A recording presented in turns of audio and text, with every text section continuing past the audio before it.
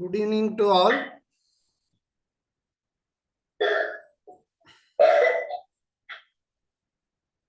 We'll start within 2 minutes.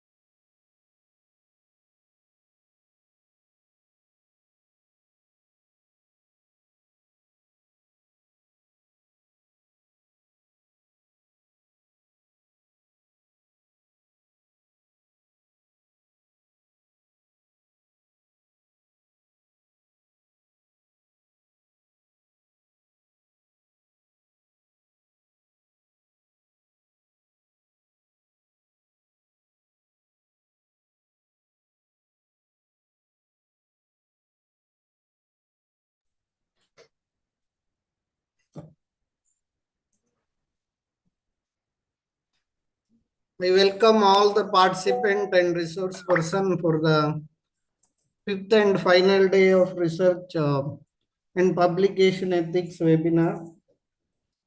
Today we have with us Dr. A. Sharmila. She is our PDF scholar also. Dr. A. Sharmila is an academician, corporate trainer, consultant, and lead auditor for ISO management system. She is working as an associate professor cum research, intellectual property and innovation cell coordinator at the School of Commerce, Jain University, Bangalore. She has more than 18 years of experience in teaching industry and research in India and abroad, pursuing postdoctoral fellowship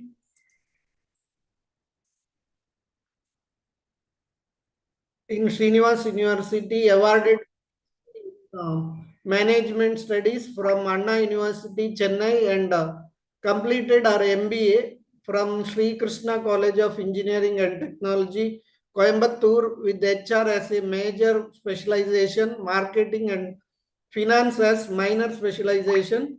She is a university rank holder in PG and gold medalist in UG, won a Best Trainer Award consequently for 3 years in 2017, 18, and 19 by Abu Dhabi Center for Vocational and Educational Training, Abu Dhabi. Have published an international patent titled Framework for Business Intelligence Adoption in Banks for Performance and Enhancement, granted by Australian government, and an Indian patent titled Machine Learning and IoT-based Smart Wearable System for Autonomous Management of Diabetes mellitus. Have published more than 70 articles in Scopus, Web of Science, UGC Care listed, impact factor of good impact factor journals, peer reviewed and national international journals. Also, she published many papers. Have co-authored a book titled Business Policy and Strategic Management, published by Sultan Chand and Sons, Management Principle and Business Ethics by BL Publishers, Business Etiquette by Fortune Publication, and Executive Communication by First Book Publishing. Acted as resource person for many FDP, MDPs, workshops, webinars. Have attended more than 200 FDPs and webinars. Have presented around 150 paper at national and international conferences, provided soft skill training in many colleges and schools in India and UAE. Industrial experience include HR, recruitment, training and development, organizational development and auditing, completed train the trainer course and approved trainer for institution for occupational safety and health UK, Abu Dhabi Center for Vocational and Educational Training, Abu Dhabi, Knowledge and Human Development Authority, Dubai, British Safety Council, licensing between government entities and organizations for approvals and accreditation in UAE, completed lead auditing training for ISO 9001 and many other ISO certifications, have served as a consultant, trainer, and lead auditor for more than 300 companies in India, UAE, Oman, Saudi Arabia, Bahrain, Egypt, Jordan, South Africa, with the major project like Expo to 2020, Dubai Midfield Terminal Project, Abu Dhabi New Airport, Dubai Electricity and Water Authority, and many more. Grade A Occupational Safety and Healthy Practitioner under Abu Dhabi Center for Occupational Safety and Health, Abu Dhabi, and HR Expert Member for IBPS recruitment exams, possess a rich administrative experience as an academic director in UAE. So with a lot of experience in academics and industry, today she is going to um, enrich all of us with her 1 hour talk on research and publication ethics based. So I once again welcome Madam on behalf of Srinivas University Research and Innovation Council, on behalf of management, staff, and also on behalf of participants. Over to you, Madam. Good evening, sir, and thanks indeed for the wonderful introduction about me. And now please confirm whether am I audible? Yeah, you are audible, Madam. Yeah, I'll be sharing my screen, sir. Yeah.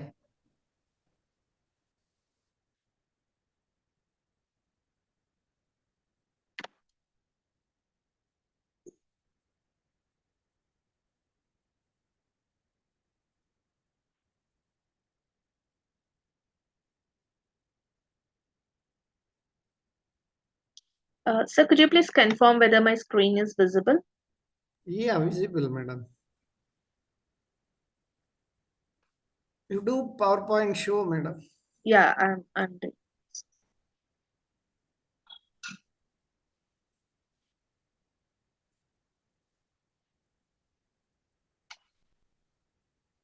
Yeah.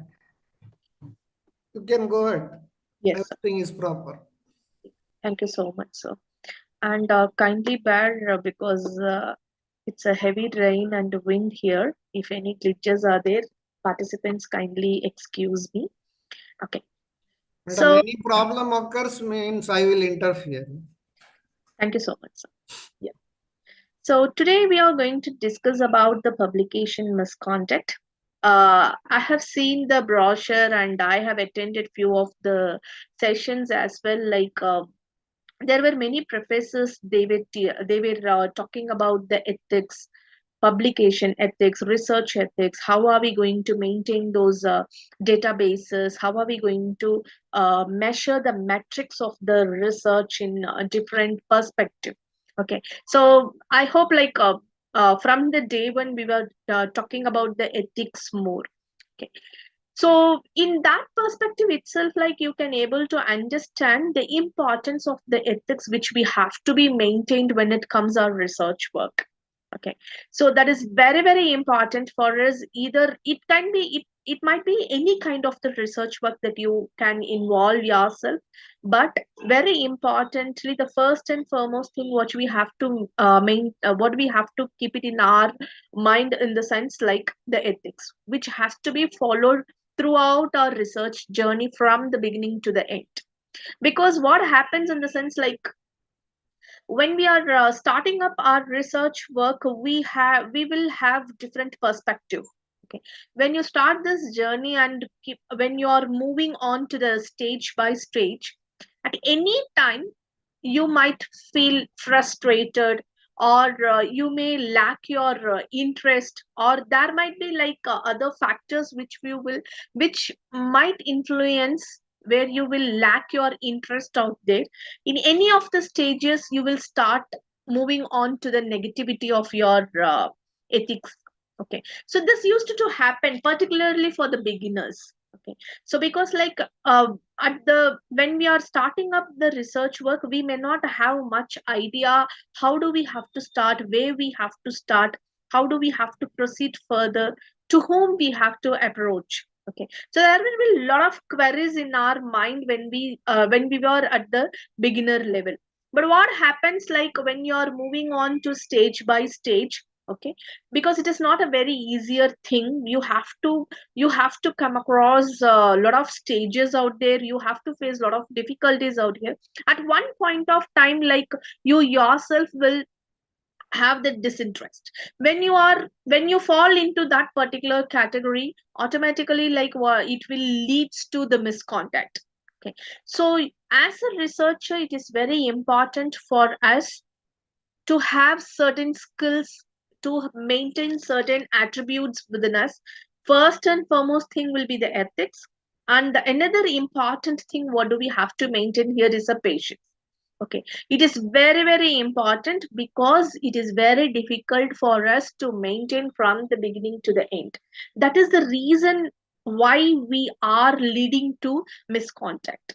Okay, it we to be very honest, none of the researchers are having that intention to do any to involve ourselves in any unethical ways, or to to involve ourselves in any misconduct behavior. Okay, none of us are having that intention.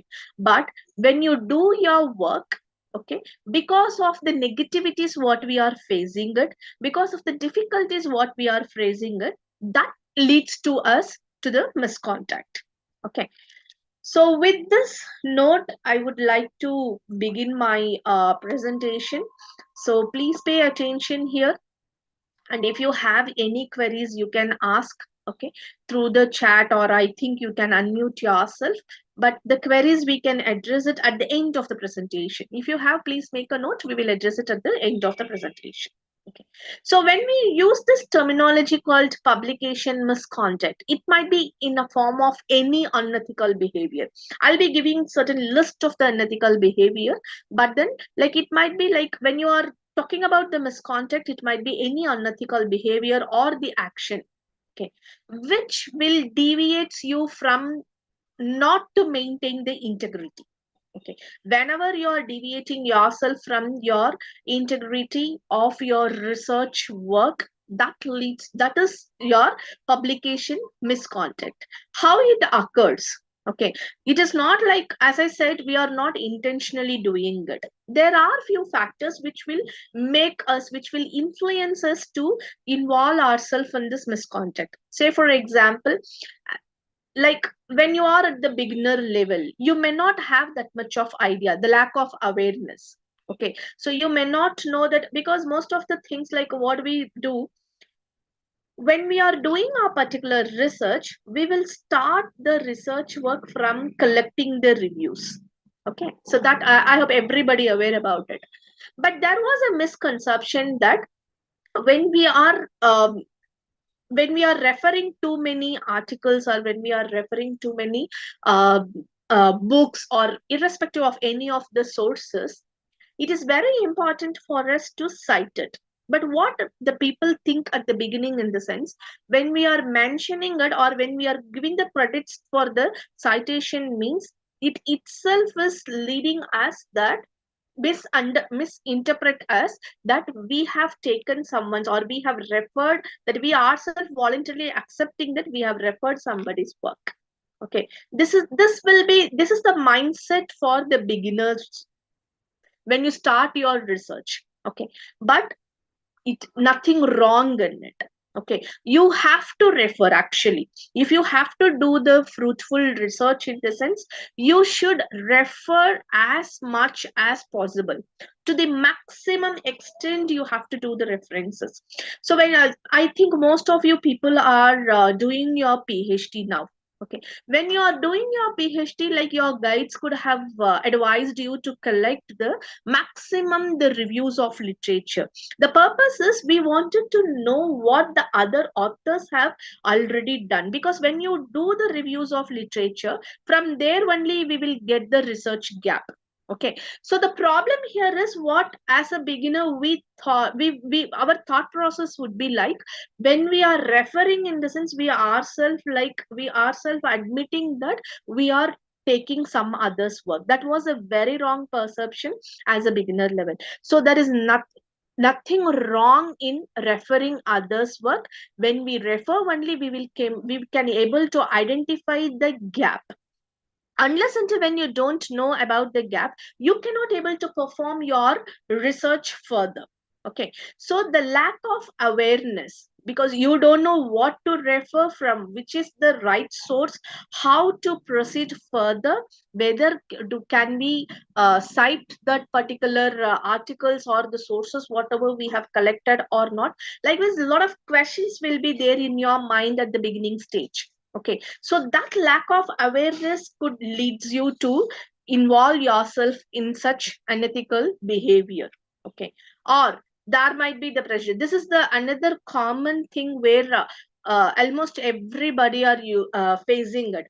I hope like almost we all are the academicians. As in academicians from our institutes, we used to get the pressures. Okay, they will. It's like how the marketing people or the sales representatives are having the targets. Likewise, the institute itself will fix a target for us, like in a year you have to publish 5 scopers or 10 UGC care. Likewise, okay, fixing a target is good, benchmarking is good, nothing wrong in it, but we should not pressurize it. That is very important here.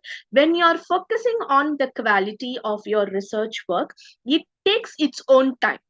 As I said, patience level is very, very important here. Okay, so you cannot able to do a research within a very short period, like a day or 1 week or 1 month. Okay, when you are doing like so, you are not following the ethics properly. Okay, so that we have to keep. It takes, whenever you do the research, depends on the nature of the research what you do, depends on the type of the data which you are going to collect it. It takes its own time. Okay, so you have to spend that reasonable time to collect the data and perform the research. You should not, like, when you start pressurizing it, what happens, in the sense, you will skip certain steps over there, or you will start for you will start doing the manipulations out there. Okay, so this pressure also will leads us whether for will leads us to involve ourselves in the unethical behavior. Okay, there are other reasons as well, like the financial gain. Sometimes we used to, okay, because like your performance appraisals are based on the publications what we do, or there are certain grants which are available. Due to that, we will focus ourselves in the research work. Lack of monitoring, this is another important thing. When you don't have a proper control mechanisms, okay, when you don't know how to measure it. Okay, I think like yesterday, day before yesterday, the sessions were happening, in that they were talking about the plagiarism tracker. How do we have to check the plagiarisms? How can we track it? Okay, so when you now we have a technology has been developed, we have a facilities to check all these things, but then it is not available for everybody. Okay, it is not available in all the institutes. So when you don't have such facility, when you don't have the control mechanisms, when you are not able to keep on monitoring it, again it leads to the publication misconduct. So we have to be very much careful on these aspects. Okay, so which and all we will consider the it as a publication misconduct. We have different types of publication misconduct. The first and foremost thing is data fabrication. This is like almost all the researchers will do at the beginning stage. Okay, so what they do, instead of collecting the data, they themselves will create the fake data or the results. So what they will have, they will take one research paper, for example. Okay, they will they will start replicating it, okay, by providing the fake data by themselves, or the results they will fake it, okay, and they will publish it. That is your data fabrication. Either it will happen like as a new technique where you will start publishing a new research paper, in that you yourself fill all these data analysis, whatever it is there, you will make it. The results you will frame it by your own, where you may not have collected the data. Say, for example, if you are performing a research related to organizational citizenship behavior in a banking sector. Okay, this is just for an example. I'm taking it. So when you wanted to study about the citizenship behavior of an organization, particularly in a banking sector, in the sense, you should have an it's a so based on the title we can able to understand it's a primary data we require it. Okay, so to collect that primary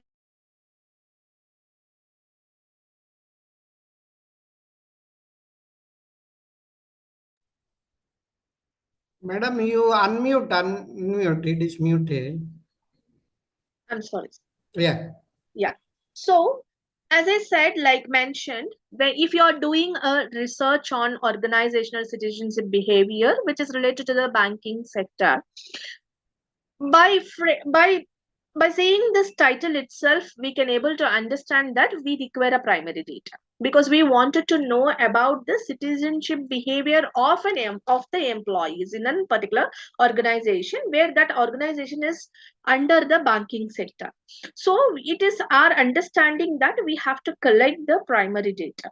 When we are collecting the primary data, we require a certain instrument to do it, or you have to have a tool like a questionnaire you can collect it, or it might be a an interview method you can do, or the schedule method.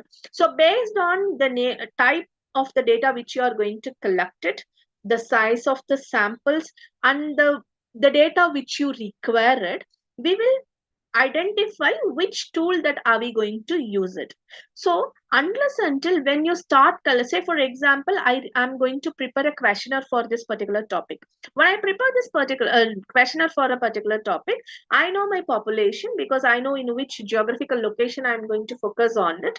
I know my population because it's a banking sector I'm going to focus. Obviously it will be a finite population, and based on that population I will derive my sample size, and I have to circulate the questionnaire among these sample size, have to collect the data, and based on the data we have the process to do it, okay, for to proceed for the analysis. But what the researchers will do, it takes time. You have to first prepare the questionnaire, you have to validate your questionnaire, you have to do the reliability test, and then you have to say, for example, my sample size is 475. I have to meet, or I have to circulate this questionnaire to the 475 people, so that I can able to collect the data. So based on my time frame, based on my convenience, based on my comfortability, I have to put efforts to collect this data. So it takes time. Okay, unless until if you don't have the patience level, you cannot wait for such a long time to collect the data. And this data is a backbone for your research. When you don't collect this data properly, you cannot able to do your analysis and come out with your results. So the problem here is the researcher, they don't want to wait for such a long time to do all these, to perform all this process. Okay, so instead of that, what they will do, they know that okay, they have to collect the data of the sample size of 475. So instead of collecting the data, they themselves will fake the data and then the results. Okay, so that is a publication misconduct, which is related to the data fabrication. The another type is data falsification. Here what happens, you will start manipulating the data. Okay, say for example, already a researcher has published a paper. Okay, so you are going to take that particular data, manipulate by yourself, and produce it in your own name. Okay, so you will be like, again, there is a difference between the fabrication and falsification. Fabrication is you're faking yourself, so there is nothing is there at the background. You have not done any background work, you have not collected any data, or when it comes like a technical side, you have not done any experiments at all. You yourself have fed the data and did the analysis.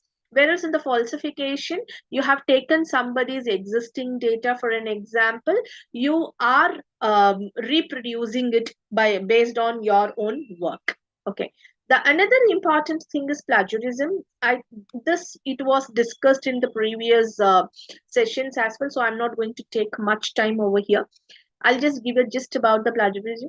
When it comes to plagiarism, it is not only like duplicating or copying someone's work. Okay, even say for example, what people will do, either they will copy others idea, they will produce it in their own way, or else what they will do, they will just take the entire published article, they will start rephrasing it.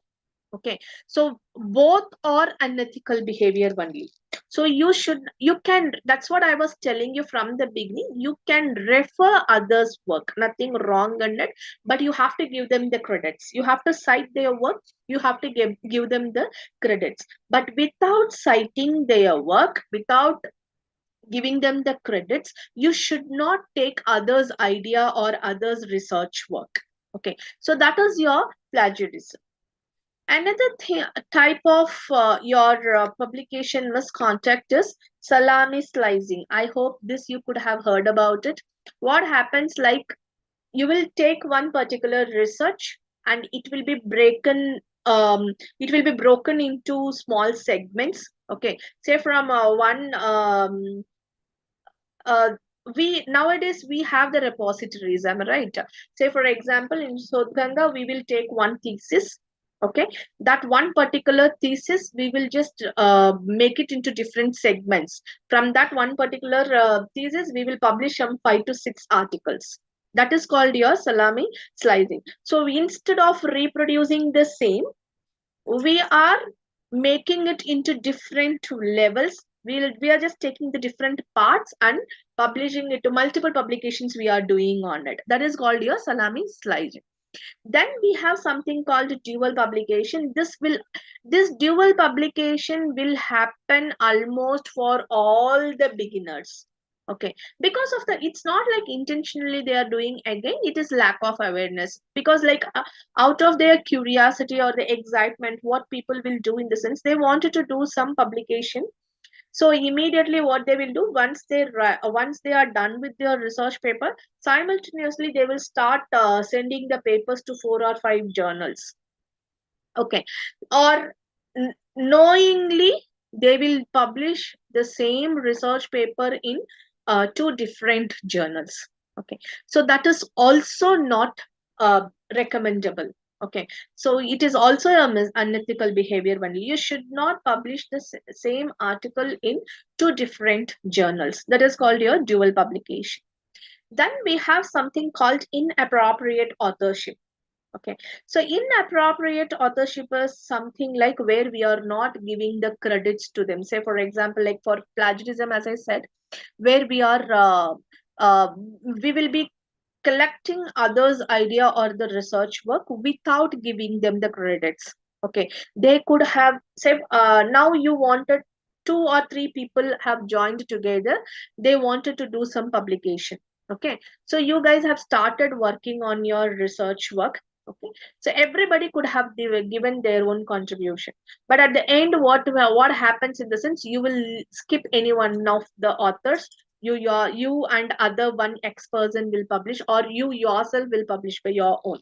Okay, so they are not crediting their own contribution here. Okay, so that type of publication will also are happening here. So when you're starting up your research work, you will be very much united, you will be having a very good relationship what happens, it might be any reasons. Okay, so in between or later on, you don't show that much of interest towards a particular author. What happens at the end, you are not going to give the credits to the particular author, and you yourself publishing the research paper. So that is your inappropriate authorship. This is another most familiar type, which where every researcher does it: gift authorship. Okay, so for example, because nowadays what is happening, we are finding very difficulty in publishing the research papers, especially in the listed journals like the scope, it might be the scopers or web of science or abdc journals. Okay, so UGC get to some extent, when it comes to printed journals, we can able to publish it. But again, in UGC, when it comes to online journals, it is very difficult for us. We are facing a lot of difficulties to publish on it. The same thing is happening when it comes to your Scopus, Web of Science, or ABTs. Else, you have to pay a lot. Okay, so based on the journals, we are paying, even few of the journals are charging 50,000, 60,000, and all. There are people, those who are paying even more than a lakh for one research paper. So what is happening here again? Now the affordability is a question mark. Okay, so for paying 60,000, 70,000 per research paper is not possible. So what happens, like you could have done a work and you will be inviting others, it might be your colleagues or the friends, for the purpose of sharing your financial burden. Okay, so that is called your gift authorship. So this time I will make you as a co-author, the next time you will make me as a co-author. So we will be having some mutual consent between the authorship. And just to maintain, or just to have balance the financial burden, we used to get the authorship from others, or we are voluntarily involving ourselves with others research work. That is called your gift authorship. Okay, there is something called ghost authorship. Okay, so ghost authorship, what happens here, just for the purpose of showing the fame, what we do, we will be including some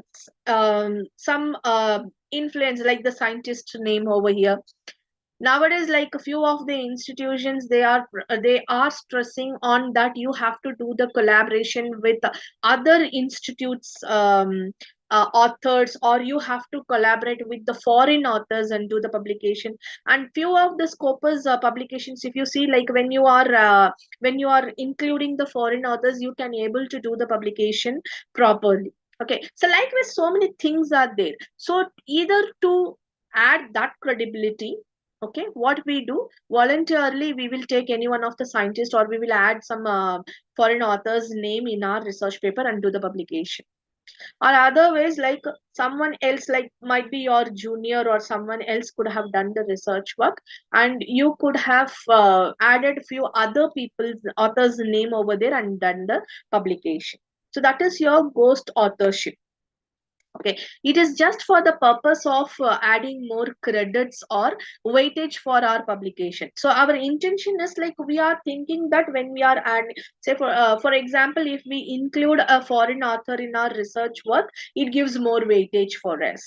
Okay, when we include any a scientist over here, it adds more weightage for our publication. So by having that intention, what we do, we will be adding the authors, or including authors for our publication work. That is your ghost authorship.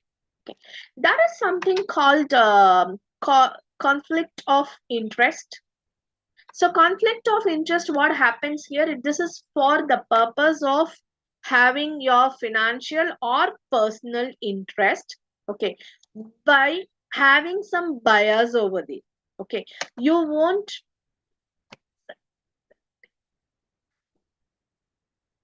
you on the purpose, this publication happens in the sense you for. Madam, your voice is breaking. So this publication can,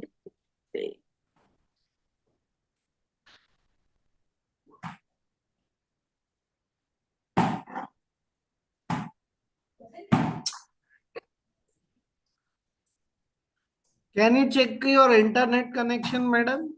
Something problem. Can't hear you properly.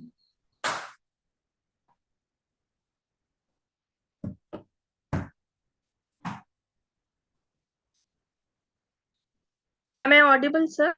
Now audible, but between sometime your voice was not audible last 2 to 3 minutes.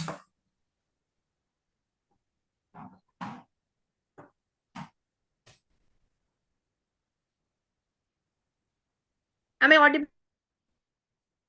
Yeah, but not stable. Internet is not stable.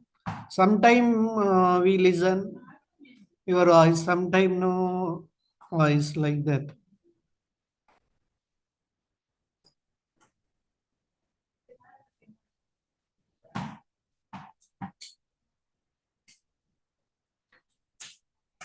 Can you check once your internet, madam, connection?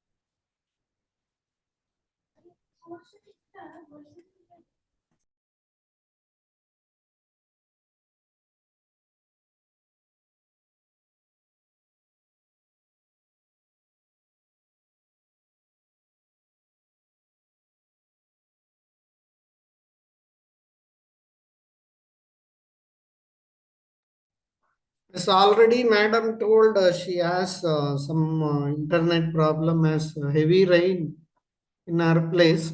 So I request all the participant to wait for 2 to 3 minutes.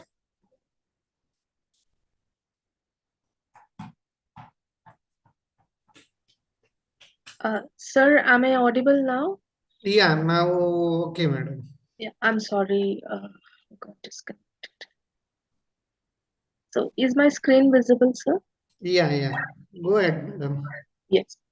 So the next types are the citation manipulation. So here what happens in the sense, one type is we said we will be referring search work, but we won't give the credits for them. Okay, we won't cite their work. We will just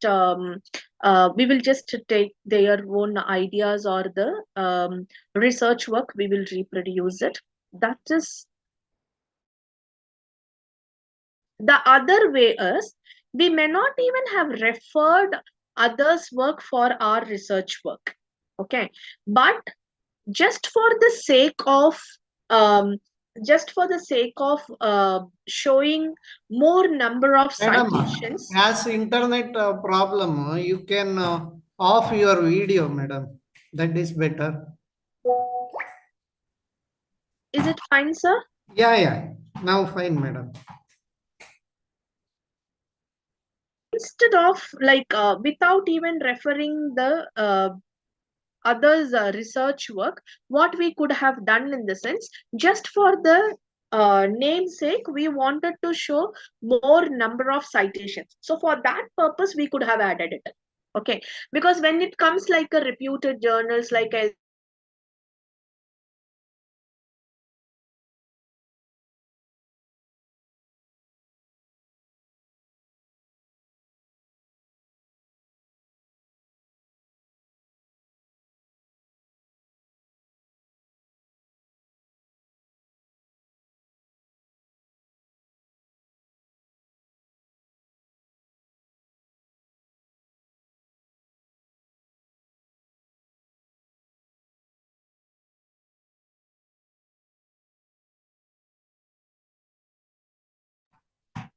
Madam, again you are not audible. Madam.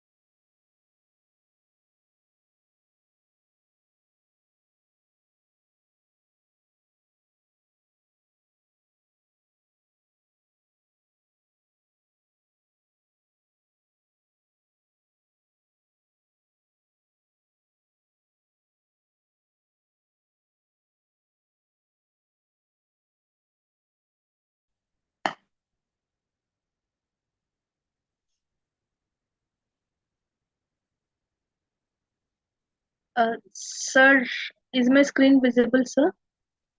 Visible, madam. Sir, I'm very sorry. Here we have heavy rain, Yeah, so yeah, I can understand. No problem, madam. yeah. Thank you, sir. Okay. In between, So, if not audible anything means I will interrupt you. uh, Don't worry. fine. Thank you so Okay, much. okay. So, as I was mentioning here, one way of misconduct is like we will be referring others' research work without even citing or referring them without even giving the credits to them. The other way of the thing is like we are doing the manipulation even in the citation. We may not have referred their research work, but just for the namesake, just to show the number of citations we could have done. Actually, you could have referred some 12 to 15 research work. Okay, we could have cited, but instead of showing that 15 references, you could have included some 30 to 40 references. Okay, so that is also an ethical one. So you should be very much careful when you are referring the sources, when you are writing your research paper. You should aware about all these things. Okay, so we might do knowingly or unknowingly, but then still it will be treated as unethical behavior only, where it leads to the publication misconduct. I hope you could have heard there were a lot of case studies were there. Okay, where people have used this fabrication they have done. There are a lot of misusages have been done in their research work, which leads to a lot of penalization. Okay, so there was a very famous a South Korean scientist. His name is Dr. Huang Oshok. What he did in the sense, like he started cloning a cow and a pig at the beginning. Okay, so later on, again, he did, he started cloning the human embryos. Okay, so where these human embryos, and then he started extracting the stem cells from them. Okay. But in 2006, what happened? He had involved himself in the fraudulent activity where he fabricated all these data just to get the research funds. And through that research fund, he started purchasing the eggs for his own research work. Okay, so that was where he was violated the bioethics here. Okay, so later what happened, based on because of that particular activity, he lost his license now, where he is not allowed to conduct any of this embryonic stem cell research. Okay, and he was fired from the university as well. So likewise, we have a lot of case studies out there where people have involved themselves in this fabrication or the falsification. Okay, so few of them have as I mentioned over here, few of them, their licenses have been cancelled, they have been fired out from their institutes, few of them have been imposed with some fines, few of them even they have been imprisoned. So likewise, it has a lot of complications out there. We have to have that awareness of the implications and complications. Okay, so when you are it, like we are thinking that it is nothing wrong in either reproducing others work or copying others work, but it when the owner of the particular research, if he turns it on other way, he or she turns it on other way, you have to face a lot of implications and complicated consequences here. So you should aware about those consequences also. Okay, so that's the reason, like when, since we don't have that much of awareness about this, and we are not taking that much seriously. Okay, we will be like we are least bothered about all these things. We don't have that much of awareness, so we are involving ourselves in this misconduct or your unethical behavior.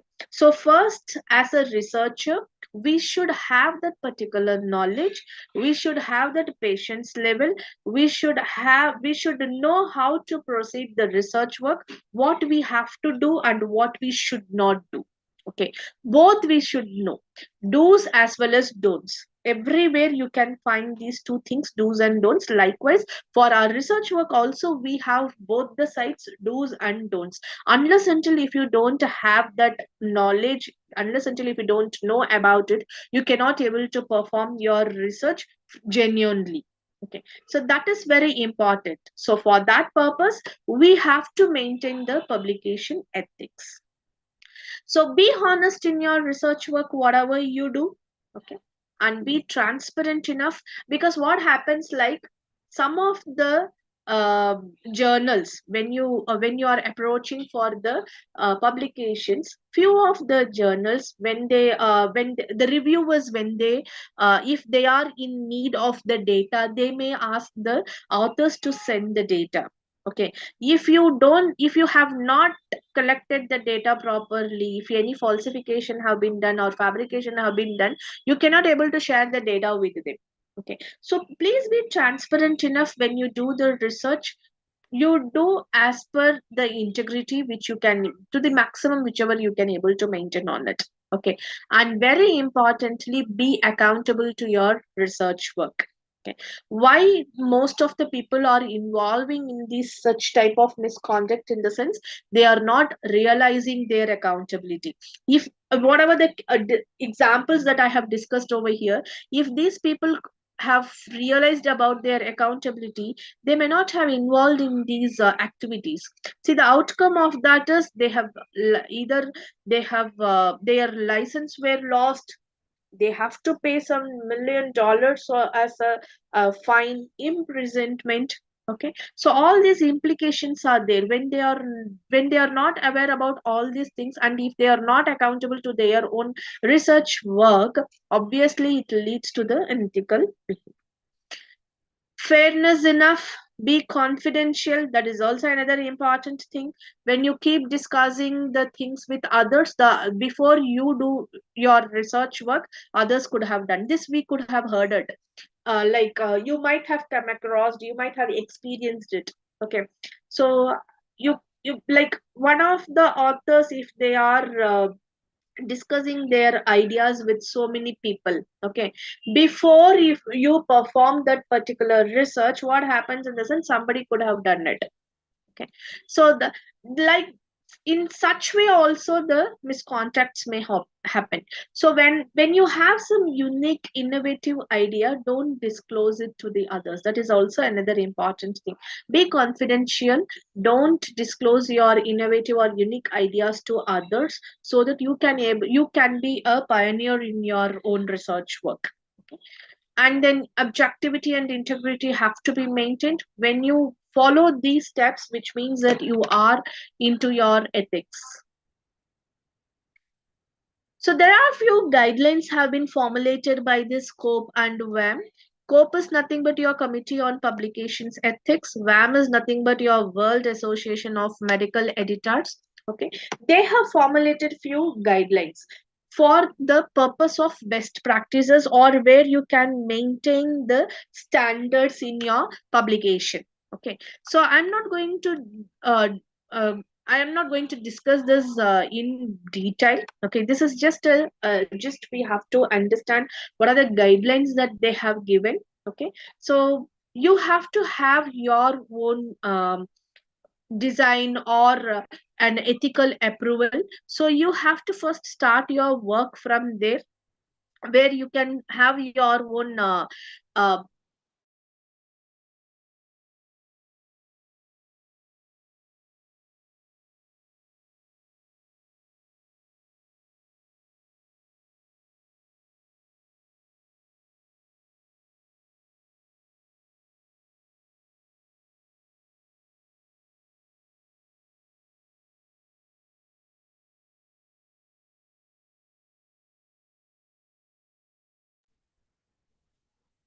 Madam, you are not audible.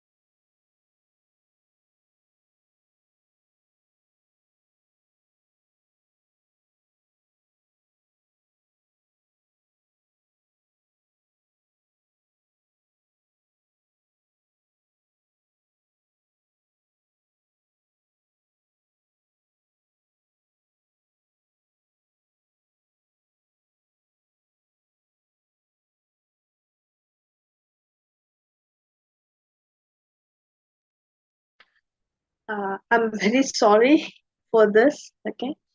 Okay, Uh, continue, madam. Continue. yes, sir. Yeah.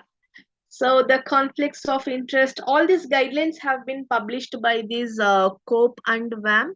Please go through that. So to maintain your publication ethics, okay, follow those guidelines very properly when you yourself in when you are involving yourself in your publication. So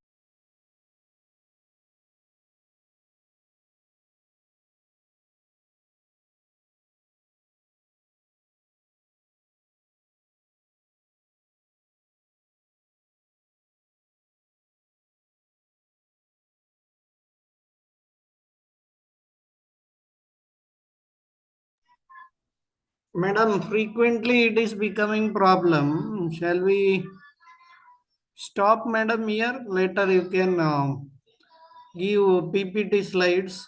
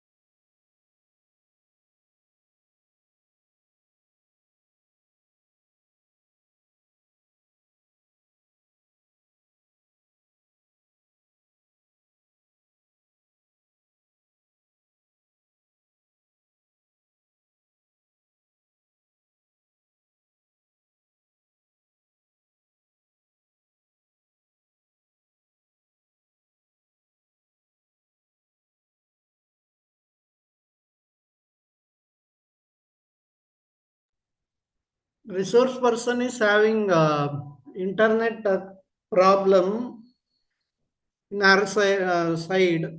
So kindly bear another 2 to 3 minutes. We will see the situation. So don't message in WhatsApp.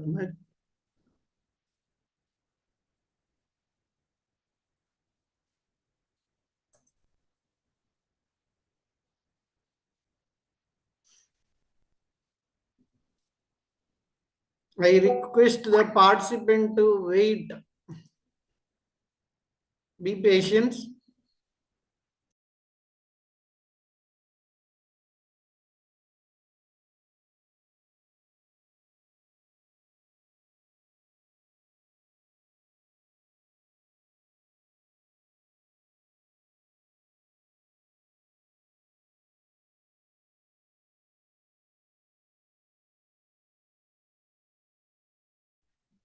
hello, sir. Am I audible? Yeah, audible, madam. Sir, I'm very sorry. I'm stopping here. Yeah, Uh, PPT you can share. yeah. Madam, 1 second. One researcher having one question. Yes, sir.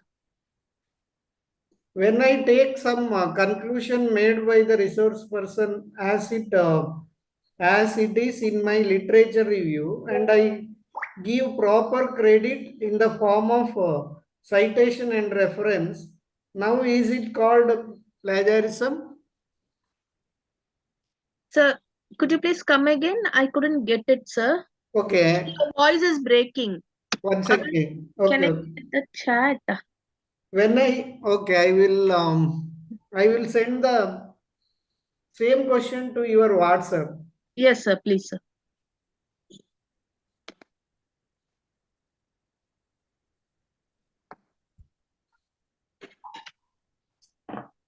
Yeah, just you can read in the WhatsApp, madam.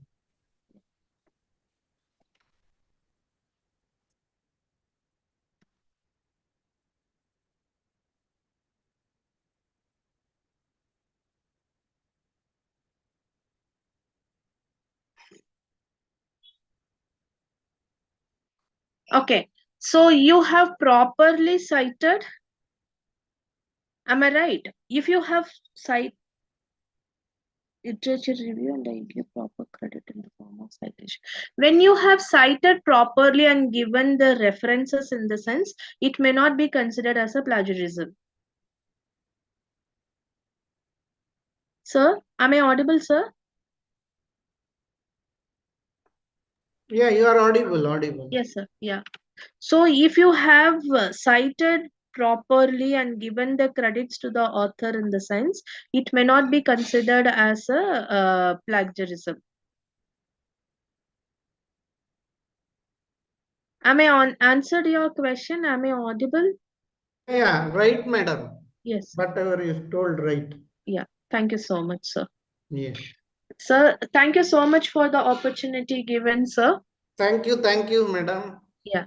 I hope the session is informative and useful Yeah, it for the was good. people. But Sometime I'm very it is sorry out for, of control. yeah, I'm But very sorry for that. it is out of our control. Yes, sir.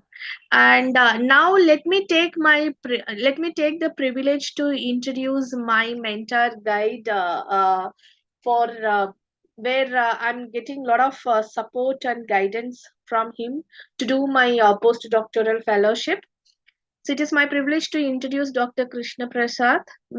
Dr. Krishna Prasad K belongs to Mangalore, India, and was born on May 25th, 1983. He earned his MSc 5-year integrated course in information science from Mangalore University in 2006, his MPhil in computer science from Madurai Kamaraj University in 2009, his MTech in information technology from Karnataka State Open University in 2013, and his PhD in biometric fingerprint hash code generation methods from Srinivas University in 2018, and postdoctoral fellow certificate from Srinivas University on the topic efficient intelligent systems for healthcare data management and delivery under artificial intelligence systems in healthcare field in 2021. Since June 2006, he has been working in the College of Computer and Information Sciences at Srinivas University, City Campus, Mangaluru, and was designated as an assistant professor in 2014. In December 2018, after the successful completion of his PhD, he was appointed as an associate professor. He has 17 years of teaching experience in different computer science subjects for BCA and MCA courses. Currently, he is working as professor and head of cybersecurity on cyber forensics department and also as in charge HOD of computer science and engineering, Institute of Engineering and Technology, Srinivas University, Mukka, Mangaluru. He has conducted more than 35 guest lectures in Vedic mathematics and shortcut tricks for competitive examinations. These guest lectures or workshops include different ages of students from high school to postgraduate level. He has completed the Vedic Mathematics Certified Professional course with an O grade from the Indian Institute of Vedic Maths and Abacus, which the central government approves, the National Accreditation Board for Education and Training, and the National Institute for Entrepreneurship and Small Business Development. His research interests include fingerprint hash code generation methods and multi-factor authentication models. He was a member of the BOE of a BCA at Mangalore University for 6 months in 2013 and 1 year in 2017, and was also a paper setter and evaluator. He has received the Best Researcher Award 2019 at the International Conference on Recent Trends in Arts, Science, Engineering, and Technology, organized by the International American Council for Research and Development and DK International Foundation. Dr. Krishna Prasad K also serves as research coordinator, College of Computer Science and Information Science at Srinivas University. He effectively guiding 10 research scholars for their computer science and engineering doctoral degrees, and recently one candidate successfully completed her PhD under his supervision. He is also an IEEE senior member. He has published more than 100 peer reviewed scholarly articles in refereed international journals, with over 545 Google Scholar citations. He is ranked number 11 in Elsevier SSRN e-library journal papers published in the last 12 months as of June 1, 2018. He has also presented more than 50 papers at national and international conferences. He also authored 3 books with an ISBN and wrote chapters for more than 10 books. He also has more than 15 copyrights granted and 14 patents registered and a few patents also granted.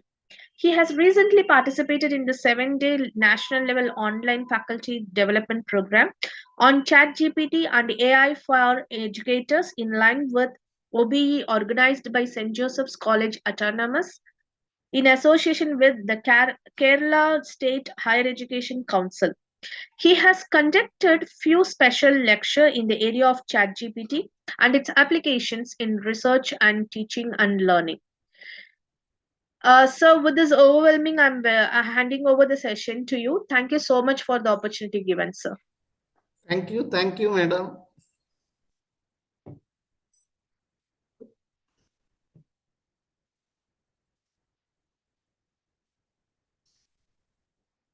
Let me share my screen.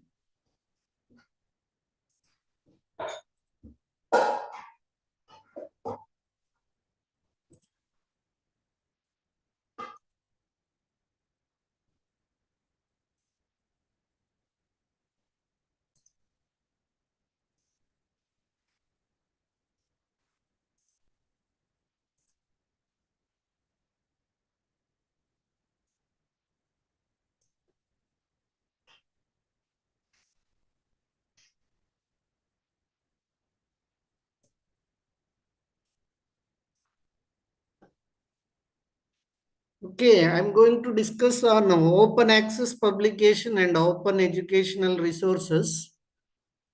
So already on this topic, many of them discussed, previous resource persons already discussed on this topic, but still I want to cover some topic which is not discussed in earlier sessions. Few of them may be repetition, pardon me in that case.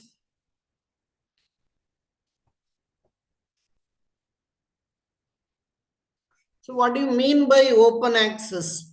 So by open access in the literature, we mean it free availability on the public internet, permitting any users to read, download, copy, distribute, print, search, or link to the full text of these articles. So the open access should be always pleasant. It should not disturb others, pass them as data to software, or use them for any other lawful purposes without financial, legal, or technical barriers other than those inseparable from gaining access to the internet itself. So that is what open access. So most of we now concentrate on open access publications. So one thing is by open access publication, what you are getting means uh, all the content will be available to everyone and everybody can comment on your research and the result what you are giving to the society, which is an innovative idea or contribution to some existing literature or to the new work, novel work, that is read by many people who are thirst in their field or our field. So they also will get knowledge and they also will, for their research also it will be helpful. And we also contributing to the society through our research, good research. So open access publication in that way is very good. The only constraint on reproduction and distribution and the only role for copyright in this domain should be to give authors control over the integrity of their work and the right to be properly acknowledged and cited. Same question I asked to the madam. that is posted by one of the scholar. So again, I am repeating that you can use others' work. So you are respecting others in research only through citing them properly. So citation also should be proper way. We have different style starting with APA and other formats. So whatever format it is, you should properly cite. So if you are not doing proper citation and reference, they won't get citations. You might be referred some article, but if you are not citing them properly, it is almost equal to you are not respected them. So you should take care while doing citation or reference. You should take care that it is proper so that you are respecting other authors by taking their valuable knowledge. So always we should cite whatever we do. We should, when we take data from others, we should cite properly. That is what our aim and also our contribution to the society. So is open access compatible with copyright? The answer is copyright law gives the copyright holder the right to make access open or restricted, and the that is on the basis of BOAI, Budapest Open Access Initiative. BOAI means to put copyright in the hands of the authors or institution that will consent to make access open. So by this, what you understand means when you publish something with your name, if you have not given copyright to that is publisher, you yourself having a copyright, then no need of going copyright registration. But when you need copyright registration means if somebody that is uses your data without contributing your name or without citing properly and misuses the your original data, then you have to put that case into the that is uh, you have to file a case. So in that case, in that process, if you don't have a proof, the judge cannot give the decision now. That is very difficult to give the decision, and you may not be having a proper proof. So that time, if you are have a copyright registered from, for example, Copyright of India, New Delhi, then you have a proper proof for that. That is your data or your copyright.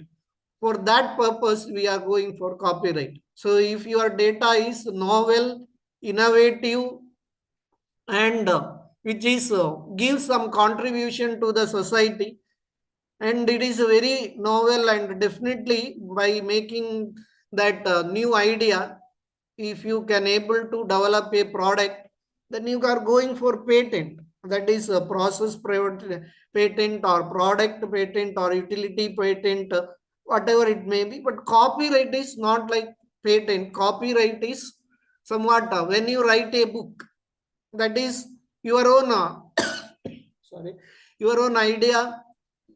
For book, you are taking copyright. If you publish your own idea, then you can go for copyright.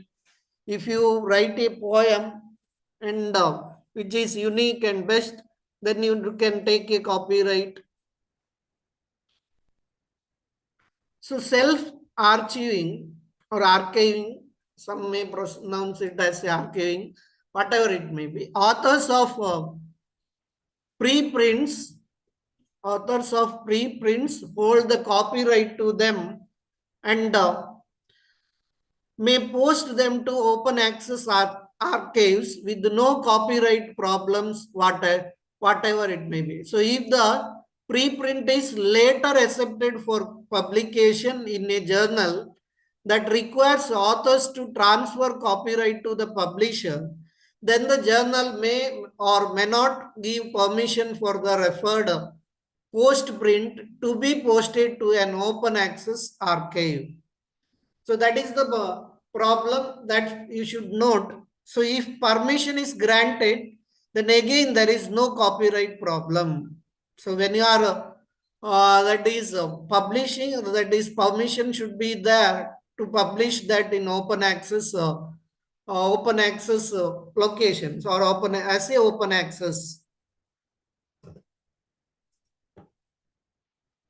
So open access journal will either let authors retain copyright or ask authors to transfer copyright to the publisher. So in the open access journals only, there are different type. That is how we can classify, that also we'll discuss. So in either case, the copyright holder will consent to open access for the published work. When the publisher holds the copyright, it will consent to open access directly. But even though it is a open access, the author may not be having a copyright. He might have transferred his copyright to the publisher. So one advantage of Srinivas University publication is, as a publisher, we never take that is, we never take copyright from the authors.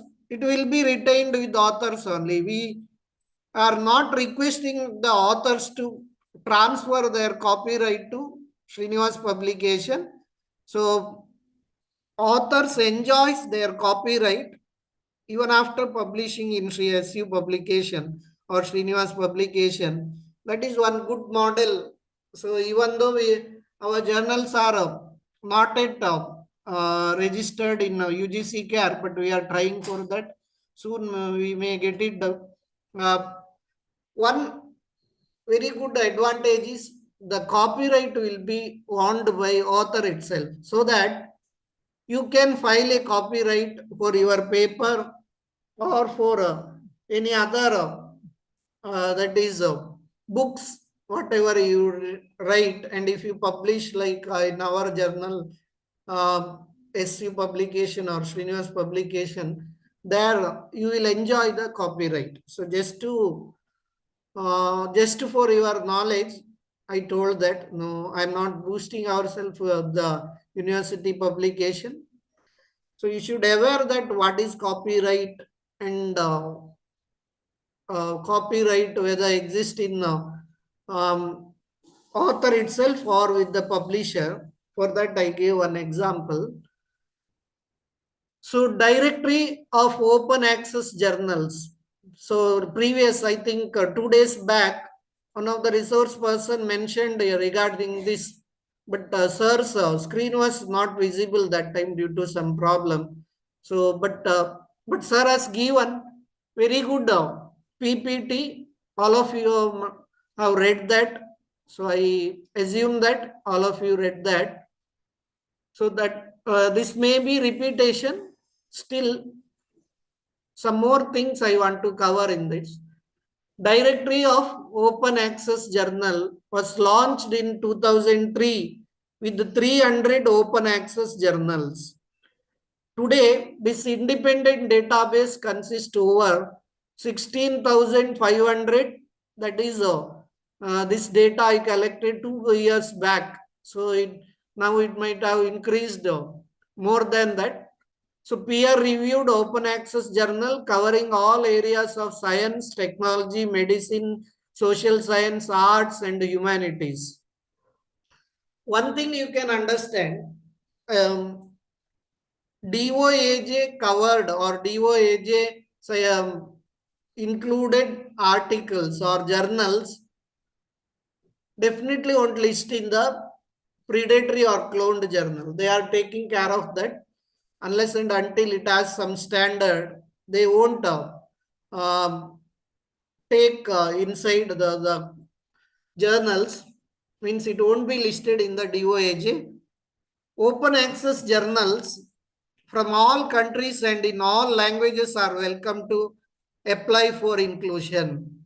It should follow some conditions.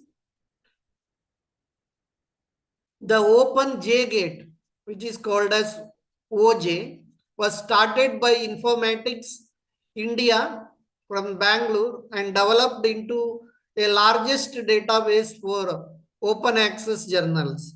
So it was started as a database tool and e-journal gateway for searching and accessing articles online available journals. Currently, JGate indexes articles from more than 16,000 English language journals, out of which over 10,000 are in scholarly domain.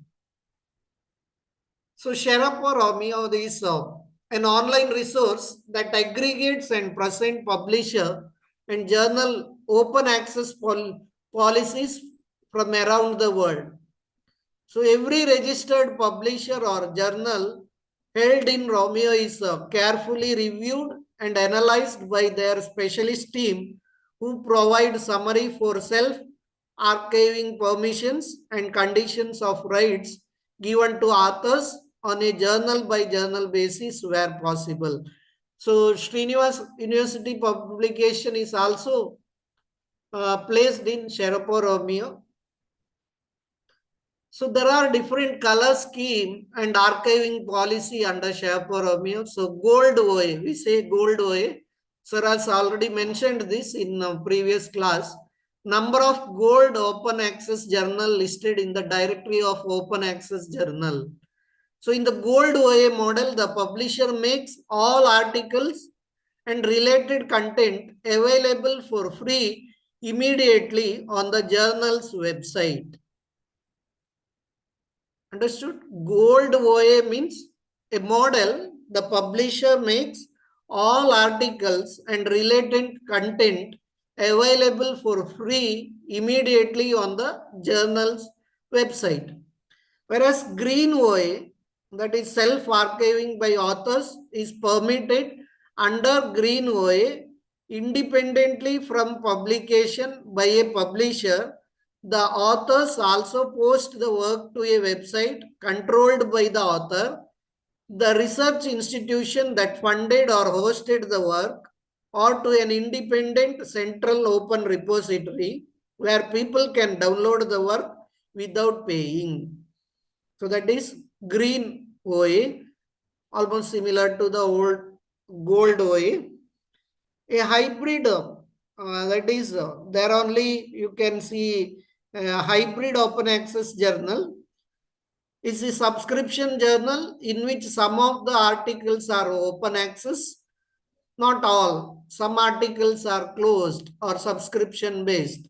So this status typically requires the payment of a publication fee to the publisher in order to publish an article open access. In addition to the continued payment of subscription to all access all other content. And the other one is diamond, platinum, open access. Journals which publish open access without charging authors article processing charges are sometimes referred to as diamond, platinum, open access. Since they do not charge either readers or authors directly, such publishers often require funding from external sources. Another last one is black OA, paid open access. You have to pay in order to read any content. So you can see here, green can archive pre-print and post-print or publisher versions PDF. Blue, color blue can archive post-print or publisher version PDF. Yellow can archive pre-print.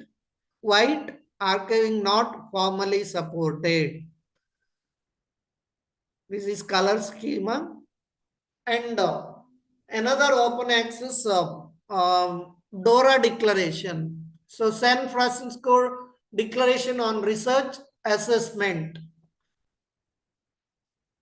intends to halt the practice of correlating the journal's impact factor to the merits of a specific scientist contribution. So it also tells that according to this statement, this practice create biases and inaccuracies when appraising scientific research. It also states that the impact factor is not to be used as a substitute measure of the quality of individual research article or in hiring, promotion, or funding decisions. That is what their declaration. So, only by impact factor, the quality of the journal won't improve or article. It is the real quality made by the author. So we have to, that is, salute the authors when they do good research work. The declaration originated from the December 2012 meeting of the American Society for Cell Biology and was published on May 13, 2013, signed by more than 150 scientists and 75 scientific organizations. Today it has increased very much. The American Society for Cell Biology states that as of 30th May 2013, there were more than 600 individual signatories to the declaration, and that the number of scientific organization signing on has gone from 78 to 231 within 2 weeks. So like this, even SU publication has signed DORA signature. So it follows the guidelines of the DORA. So you can journal finder, journals suggestion tool. So you can have Jane. That is, I'll show you here. Journal author name estimator. So you have to insert your title here. Insert your title or article or abstract. Then it will suggest the journal names. And also, whenever you publish any journals, predatory or cloned journal, you have to see. That is also my one of the interesting topic. Predatory and cloned journal, how to review whether a journal is predatory and cloned journal. Here we can find out which journal is suitable for you.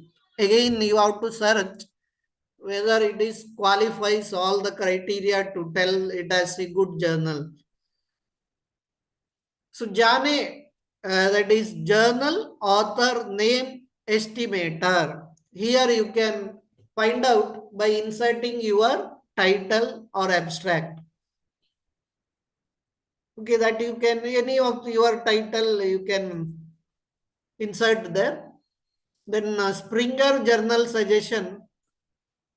So here you can find out A to Z list of Springer publication, which is considered to be one of the very good publications. So here you can find many journals.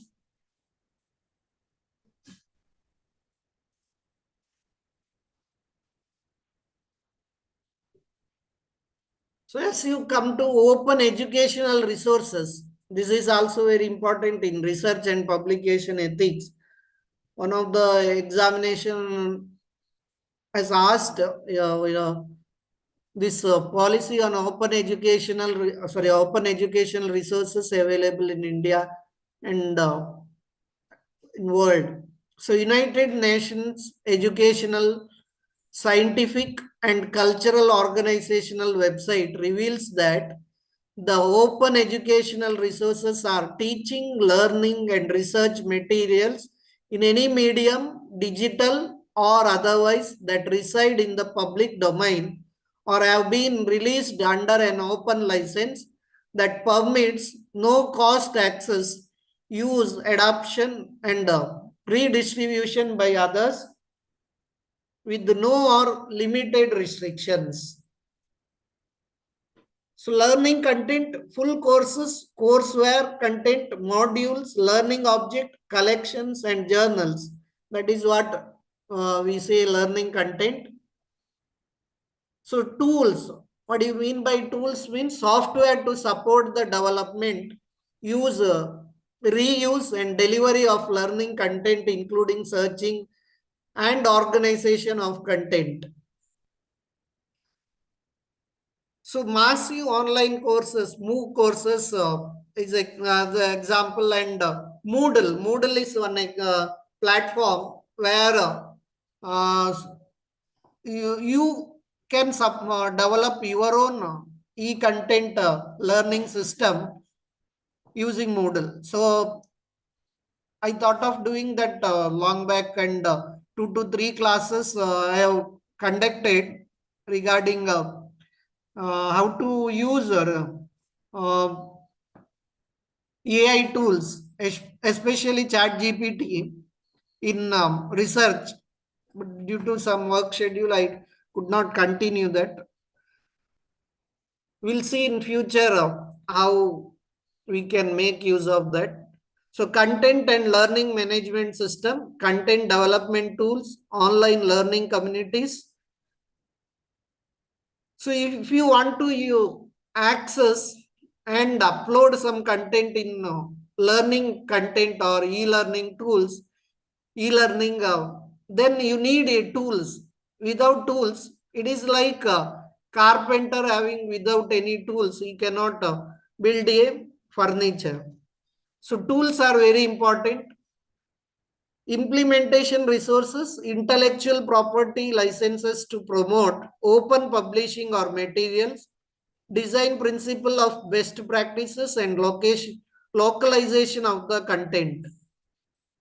So localization of the content means whenever we are going for OER, open educational resources, it should deliver in different languages.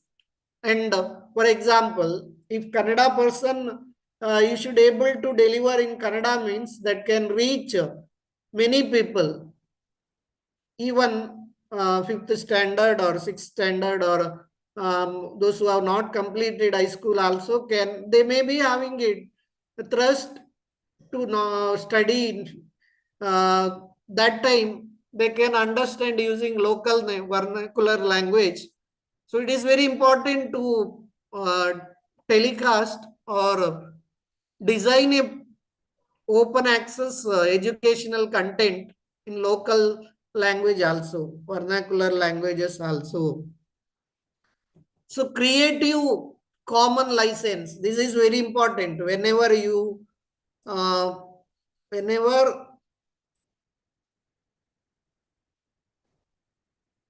one second, whenever you are going for any journal contents, or if you are interested to develop your own journal, or if you are interested to develop your own material, you should know what do you mean by creative common license. You might have seen in the very many of the website down near the footer, this symbol and word is written CC by. So what do you mean by that? CC by attribution. Logo you can see. What do you mean by CC by?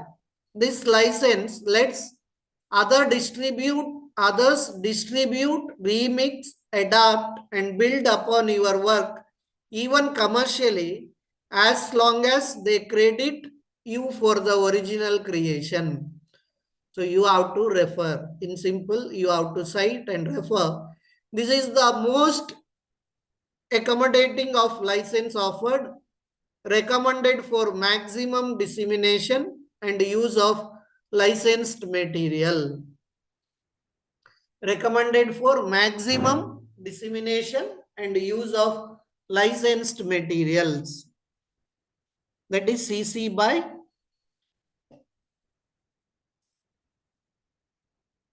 CC by SC, that is share alike. Common creative license, attribution, share alike. So this license lets other remix, adapt, and build upon your work, even for commercial purpose, as long as they credit you and license their new creation under the identical terms. So this license is often compared to copyleft, free and open source software license. All new works based on yours will carry the same license. So any derivatives will also allow commercial use. This is the license used by Wikipedia and is recommended for materials that would benefit from incorporating content from Wikipedia and similarly licensed projects. So I will share this PPT because beginning you may not understand properly the difference, actual difference between them. You have to read 2-3 times. This license lets other reuse the work for any purpose, including commercially. However, it cannot be shared with other in adapted form and credit must be provided to you. CC by ND, no derives. Means it cannot be shared with others in adapted form and credit must be provided to you. CC by NC, non-commercial. This license lets other remix, adapt and build upon your work non-commercially. That means not used for any commercial purpose. And although their new works must also acknowledge you and be non-commercial, they don't have to license their derivatives works on the same terms. So you have understood, I hope. CC by NCSA, that is Creative Common License by non-commercial share alike. So this license lets other remix, adapt and build upon your work non-commercially as long as they credit you and license their new creation under the identical terms. CC by NCND, that is Creative Common License by non-commercial, no derives. So this license is the most restrictive of our 6 main licenses, only allowing others to download your works and share them with others as long as they credit you, but they can't change them in any way or use them commercially. So you should aware of all these 6 Creative Common licenses being a researcher. So open educational resource initiative by India, we know NPTL, the National Program on Technology Enhanced Learning, was a great success in India. So when talking about the OER initiatives in India, the name of NPTL comes first.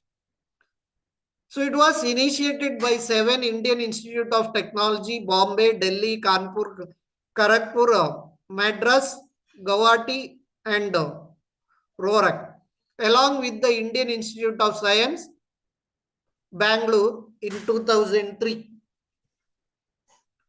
Another platform is Swayam, study webs of active learning for young aspiring minds.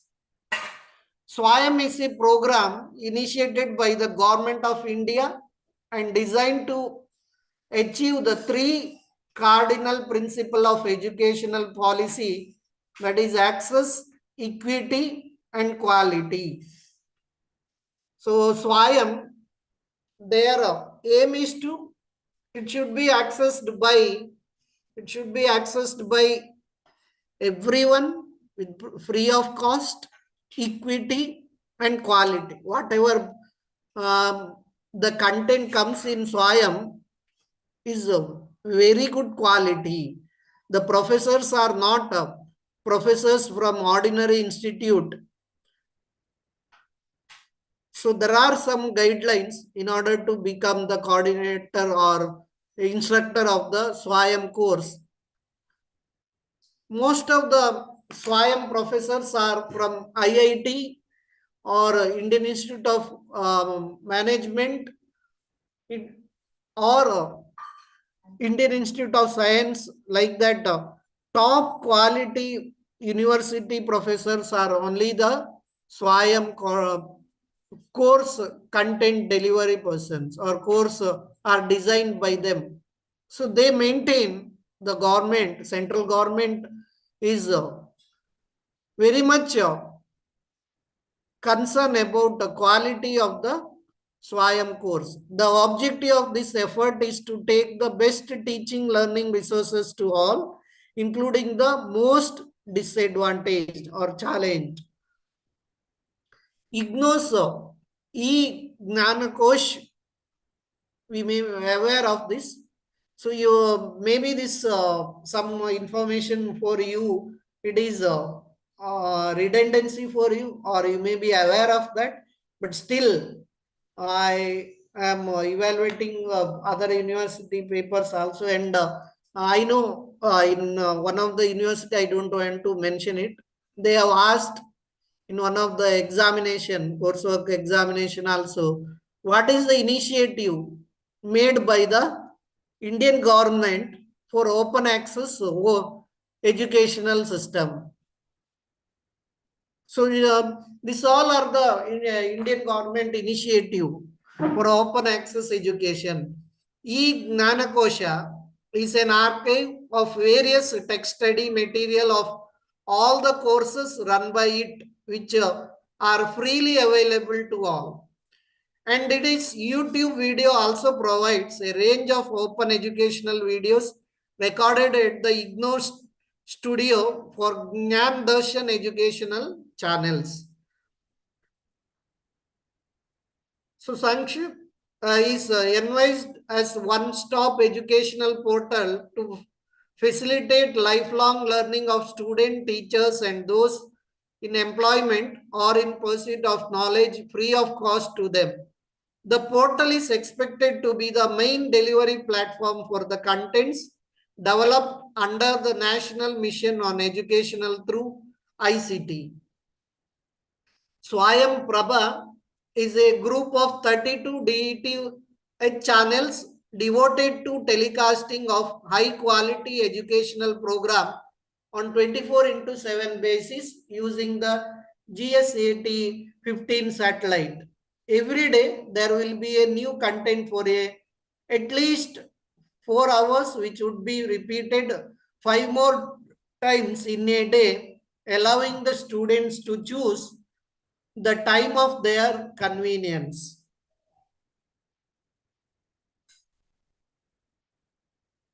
Here one question is there. I want to read it. So more questions. Can we cite our own old published paper when I prepare a new paper? How to know that any journal is UGC listed? So this is very simple question. We cite our old published paper. We can cite whenever we prepare new paper which is a continuation of existing work. You can cite, but the thing is, self citation should not be more. That is to increase Google H index or Google citation, we should not cite, or we should not tell others to cite our papers if it is not relevant to the content. That is unethical. But if you are continuing your research in same area or extension of previous work, then definitely you should cite it. Another question is how to know that any journal is UGC listed. I think the person who asked this question has not seen our um, previous session. So in one of the sessions, sir has showed the UGC Care website. There you can find Group A, Group B journals, or Group 1, Group 2 journals. Group 1 journals are usually journals which are referred by good scientists, professors from good institute. So that is the journals which are listed by, referred by famous scientists academicians, professors. And group 2 is good journals which are listed in Scopus, Web of Science, and even IEEE journals, some of the IEEE journals, Springers, all this. So that is, if one paper is already, journal is already listed in Scopus, means if it maintains quality, then automatically it is part of a UGC cap. That is under group 2. And also the website lists lot of cloned and predatory journals. When you publish an article in any of the journal, first you have to see whether it is a cloned journal or predatory journal. But when I do, I don't refer that, because only like see, doctors no need to check, and specialists usually no need to check some by seeing them, by seeing the patient only they will understand. uh, so I'm not boosting myself. What I want to say means we should learn how to evaluate the content, or how to evaluate a journal is predatory or cloned. Already listed, and I took one session long back also how to identify predatory and cloned journal. So first thing is the website may not have a proper domain, one thing, and content contact will be the email ID should always be at a domain. For example, if you have a website IG say CAR, then you should have a email like contact at ijcr.com, not contact at gmail.com. That is not the good site.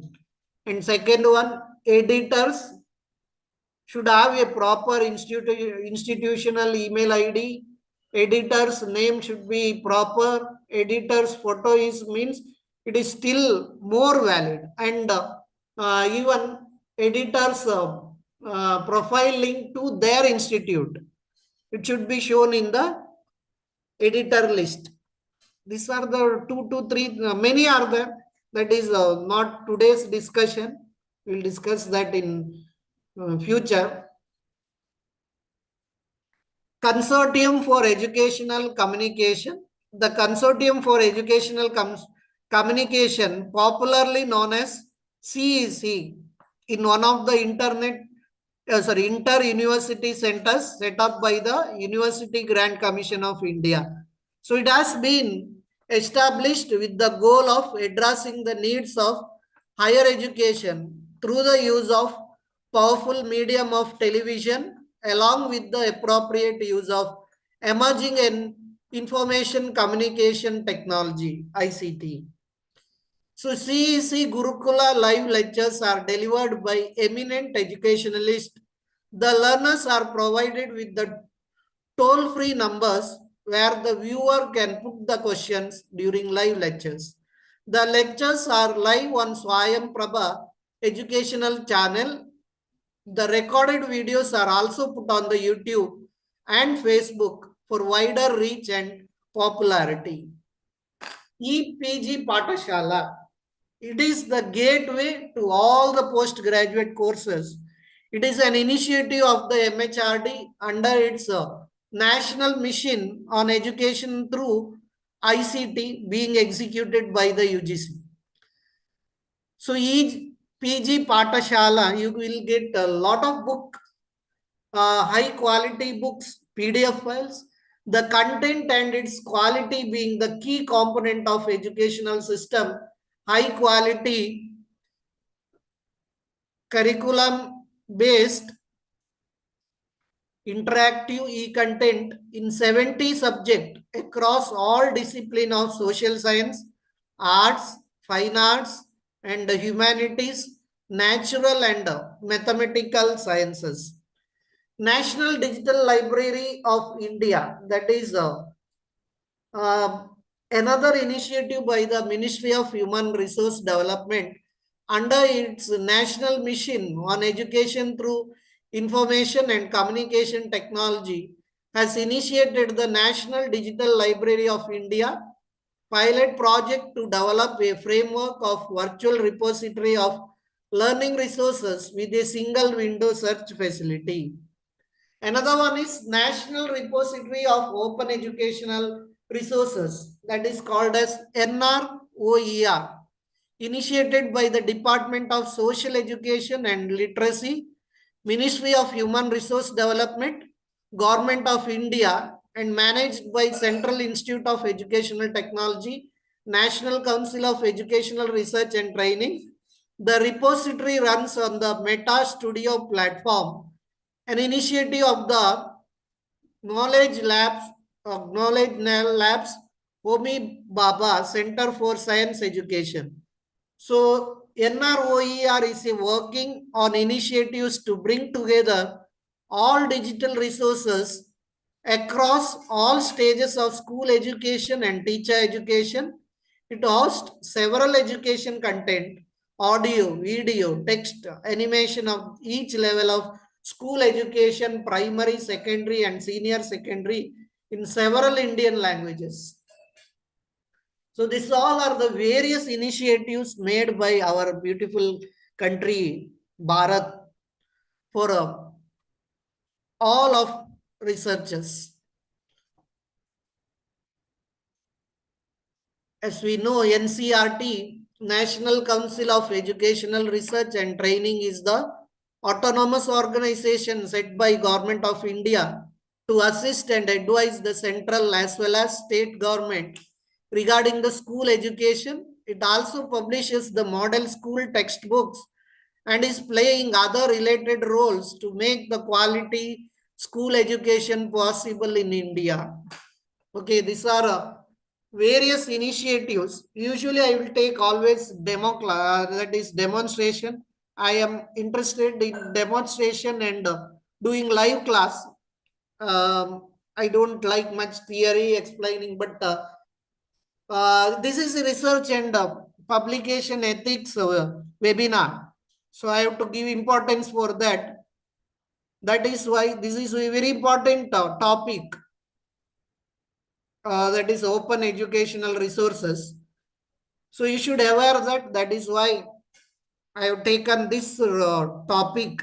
Otherwise, I could have taken some other more topic databases, popular research databases like how to create a profile and upload content in SSRN, ResearchGate, ORCID, why you need ORCID, why you need Vidwan ID, then many more. SSRN, all this. So today, this topic I thought very relevant to research and publication ethics. So I'm not taking much of your time. We'll wind up here. Maybe sometime I might have harsh in my text while messaging in WhatsApp. It is only for maintaining the discipline of the class or online meeting. If anybody hurted through my message, I am sorry for that. So when we do any research online workshop, we should maintain utmost discipline. That is what I believe.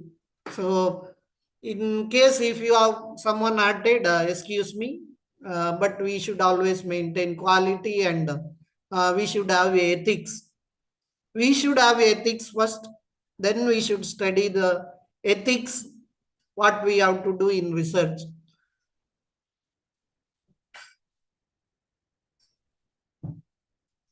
So I'm stopping here, but don't go because you all waiting for the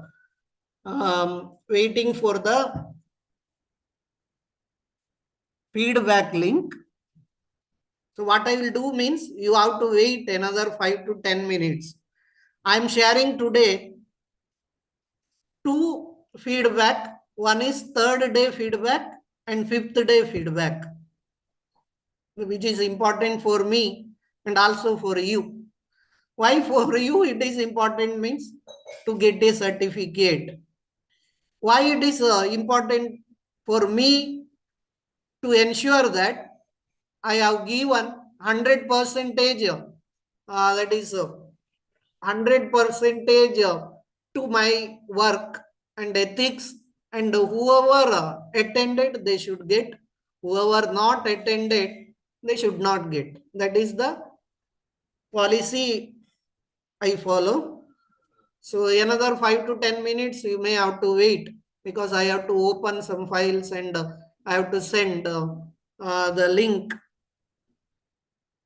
Okay, wait for another 2 to 3 minutes. After that you will get feedback.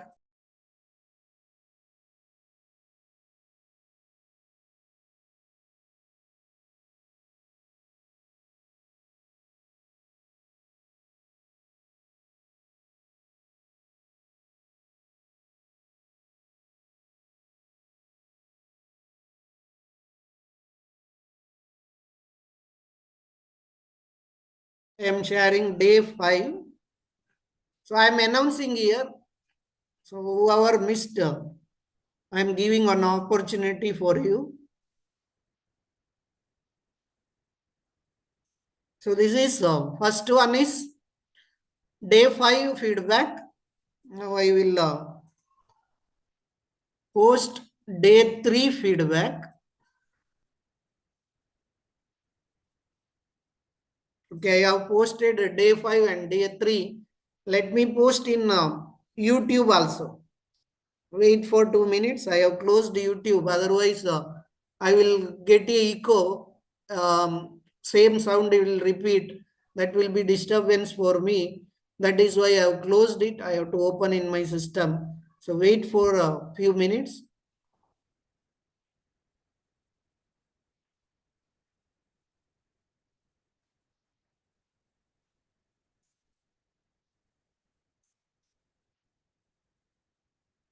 I will get a echo.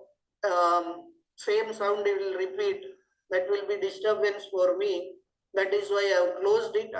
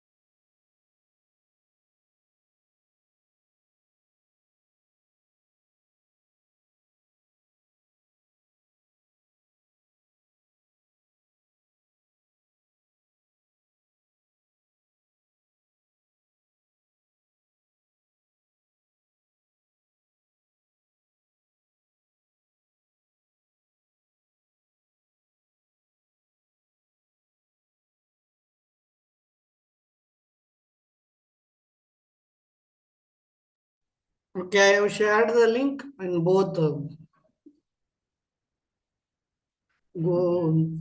Zoom and also in YouTube. You can make use of it and fill the both the forms